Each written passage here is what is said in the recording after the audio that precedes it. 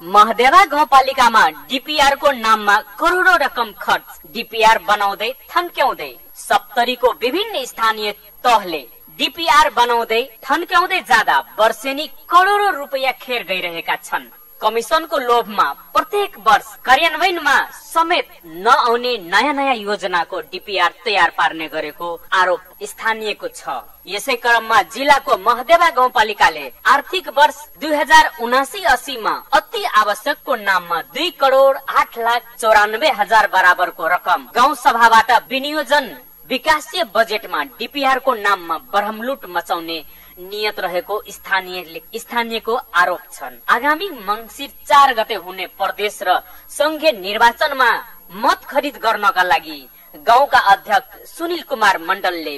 विकासीय budget DPR को नाममा बरहमलुट गर्ने माओवादीको तर्फबाट गाउँपालिकाका अध्यक्ष प्रत्याशी दिपेन्द्र माझीको आरोप छन्। उनका अनुसार अध्यक्ष मण्डलका भाइ सरोज मण्डल लोकतान्त्रिक समाजवादी पार्टीको तर्फबाट सप्तरी निर्वाचन क्षेत्र नम्बर 2 को कबाट प्रदेश सभासदको लागि मत परिणाम आफ्नो पक्षमा पार्नको लागि मत खरिद गर्नका लागि गाउँपालिकाको विकासीय बजेट डीपीआर को नाममा बरहमलुट गर्ने उद्देश्यले गाउँपालिकाको आर्थिक वर्ष 2079-80 मा अति आवश्यकको नाममा 2,08,94,000 बराबरको रकम गाउँ सभाबाट विनियोजन गरिएको आरोप लगाएका छन्। गाउँपालिकाका अध्यक्ष मण्डलले आर्थिक वर्ष 2079-80 मा पिपराही पोखरीको डिलमा रहेको शनि मन्दिर निर्माणका लागि 10 लाख, डाँडा देवी पोखरी सौन्दर्यीकरणको लागि रु 10 लाख,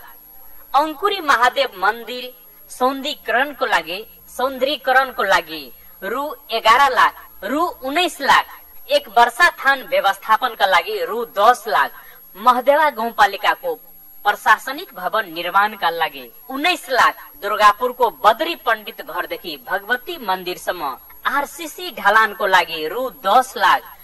बलिया मुस्लिम मस्जिद निर्माणका लागि रु 5 लाख, पकडी डिहवार बाबाथानको व्यवस्थापन तथा पोखरी सौन्दर्यीकरणको लागि रु 10 लाख,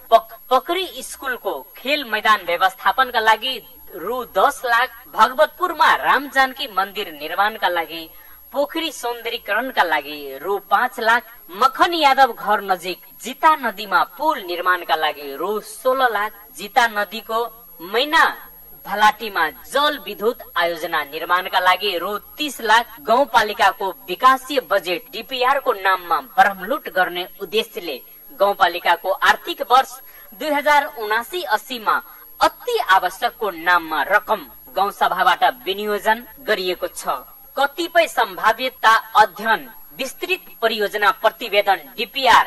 गत आर्थिक वर्षमा भइसकेकोलाई आर्थिक वर्ष 2079-80 मा पुनः राखेर गाउँपालिकाको रकम बरहमलुट गर्न खोजेको स्थानीयहरू बताउँछन्। विशेषतः नयाँ संरचना भएकोले स्थानीय सरकारले आम जनताको मन जित्ने गरी नयाँको काम अघि बढाउनु पर्ने हो, तर यसरी डीपीआर बनाउँदै थन्क्याउँदै जाँदा आम नागरिकको स्थानीय सरकार प्रतिको वितृष्णा झन बढ्दै जाने गरेको आरोप छन्। यस्ता प्रवृत्तिको अन्त गर्न स्रोत सुनिश्चित गरेर मात्र डीपीआर लगायतका सम्भाव्यता अध्ययनको काम गर्न र सम्भाव्यता अध्ययन भएका योजनाहरूको काम सकिएपछि